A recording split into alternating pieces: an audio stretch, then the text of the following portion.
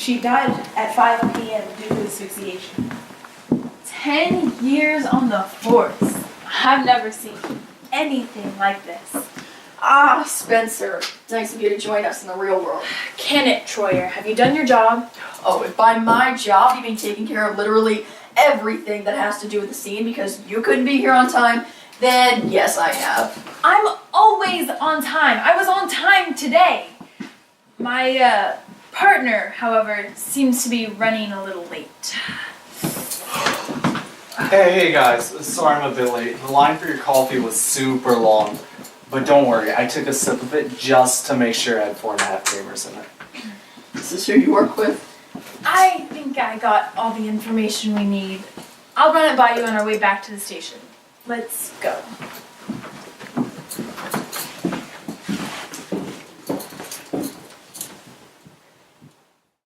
And she died due to asphyxiation.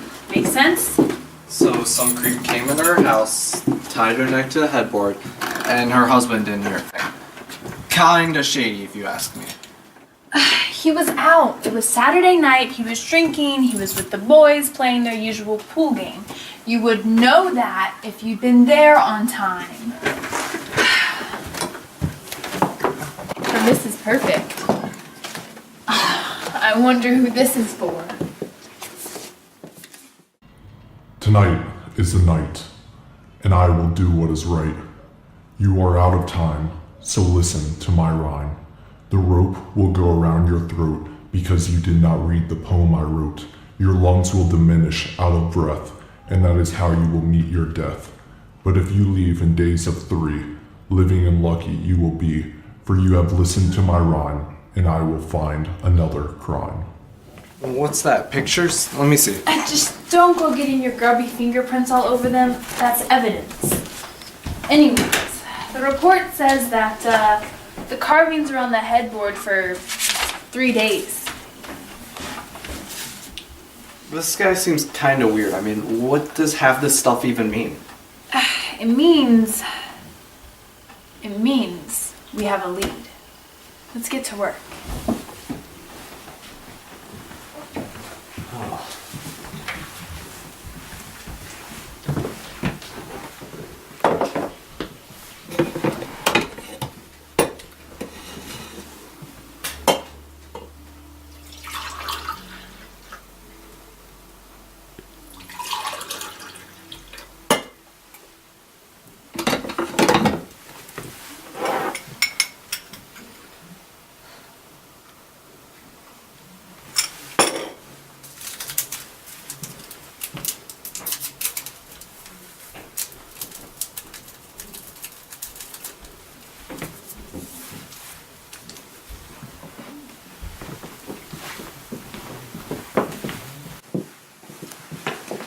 Here, you're gonna need this. We have a long night ahead of us.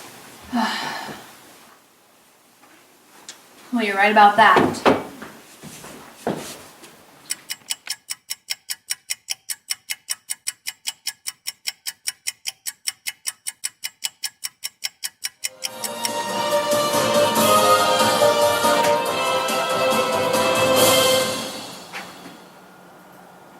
Max Zolikowski reporting for MEG News. Late last night, a young man by the name of Will Hamilton was found dead in his residence. The reason for his death is quite unknown at the time, but investigators are actually looking into the causes and maybe the reasons of his death. We have not received an official statement from the chief yet, but we're hoping to catch him if he walked out the doors. We're calling the lead detective on the case, Detective Spencer, who will be here shortly with her newfound assistant from the academy. More about that at 11.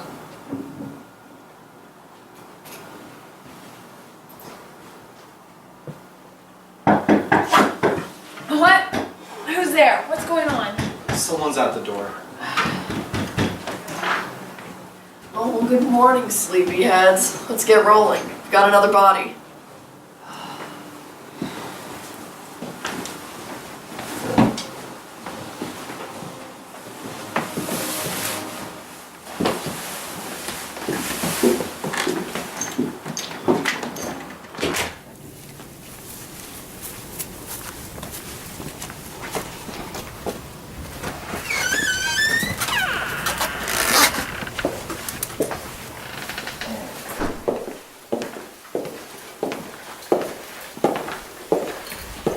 are we doing today, Detective?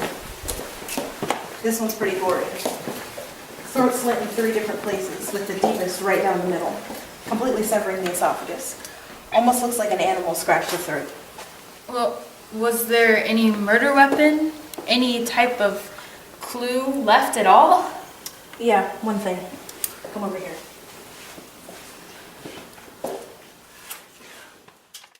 Now the beast is out, and out of my hands claws had sprout, yearning for the feel of flesh on a body so young and fresh. You have 3 days like the first to try and escape my curse, but if you chose to stay back, expect an attack from my wolf pack. They will scratch a red moat on your tender throat. Heed my warning and listen to my rhyme, or you will soon run out of time. Well, looks like we've got an MO.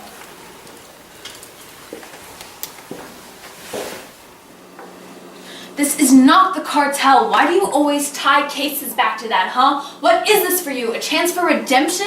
It's better than some serial killer. Oh my God! You really think somebody just wakes up and wants to kill people? That is not how this stuff works.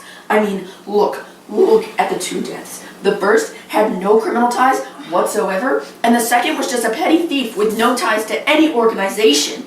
Okay? I mean, these are just random killings.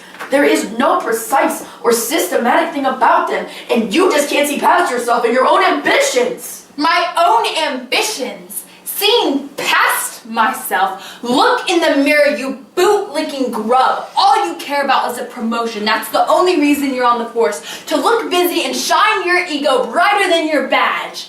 Maybe, if you did your job right, Guys. you'd get a promotion too. Hey guys. Chief wants to meet us at the Daily Grind. Since you're so good at bootlicking, you go and pitch our suggestions. I've got an interrogation with Will Hamilton's girlfriend in 30 minutes. And you, keep quiet and try not to screw this up.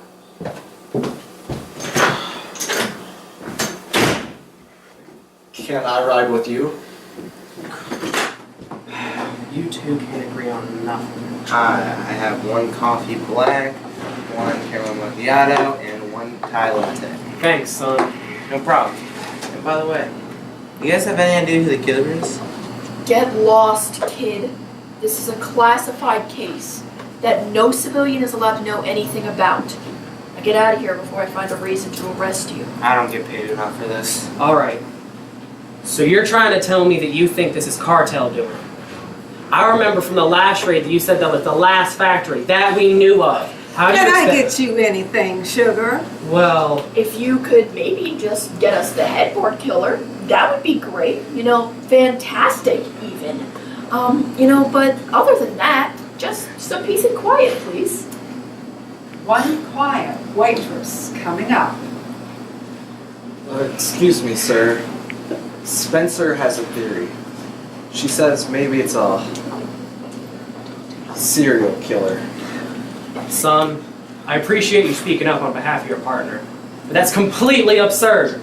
It would take at least 3 deaths for our station to even entertain the idea of a serial killer. Well, maybe the killer isn't done. Maybe the killer's planning right now in this very coffee shop. The killer has a style, poetry carved into headboards. This killer thinks of it as an art. That's an interesting theory, kid. Makes a heck of a lot more sense than the cartel. What? You believe his word over mine? This kid's fresh out of the academy. This is obviously the cartel trying to send a message. It's clear and organized. None of this crazy killer nonsense. He's not crazy. He's hungry. He needs to kill to satisfy his hunger, otherwise the voices in his head tell him to end his own. You're starting to scare me, son. Where are these ideas coming from? Just a hunch, I guess. Alright. I want you all to pursue this lead. So get to work. Scram!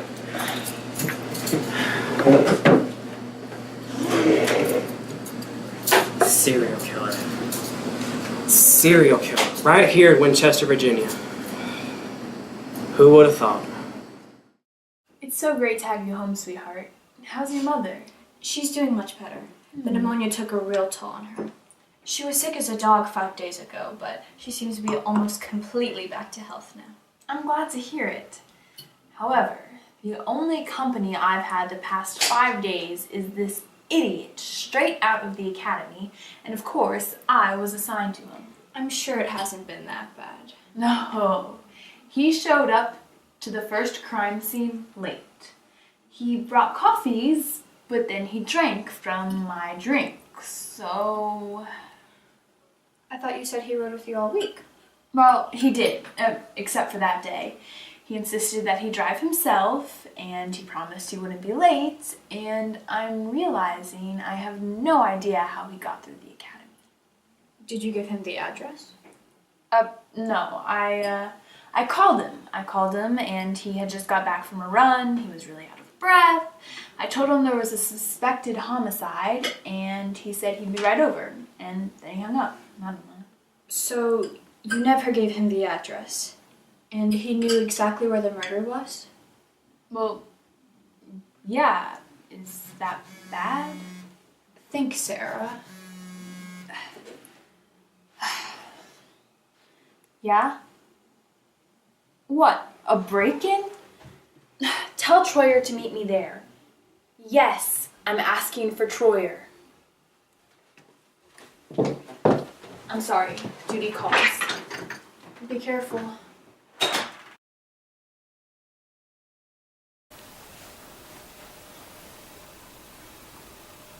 Hands in the air! Good evening, Detective. Did I interrupt your dinner with your wife? How's her mother? Drop that cinder block right now, or I swear to God I will give you a third eye. How do you know about my wife's mother? I know everything. I knew that she was 24 years old and that she was training to become a police officer at our station. And she suspected me of being the killer. And she was right. So what? You came here to shut her up, is that it? Silence her. No. She won the game. And she got her prize. Death by me. And you and your wife were very close to winning the game.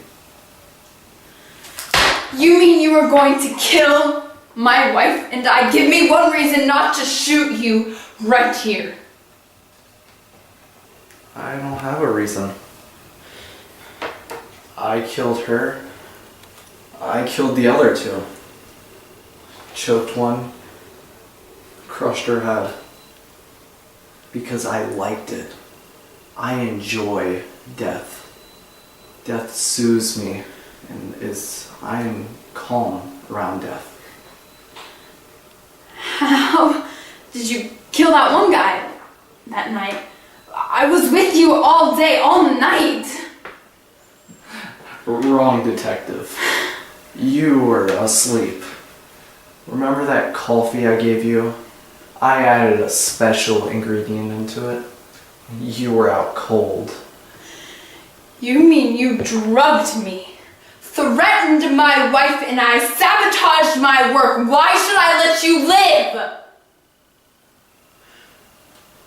I can't think of a reason. Because death is inevitable. It will happen. Your wife will die. You will die. They died. And you can't stop me from dying.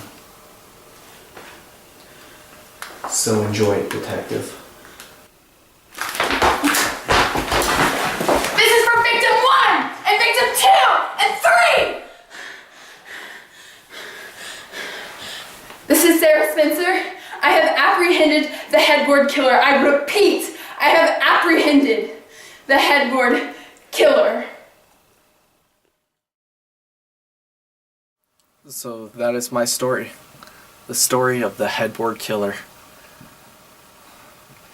Monster, they called me. Evil also. Some even say that I'm unfit to live life. They're not wrong. I am a monster. A terrifying beast that is not fit to be called human. Because I am not human.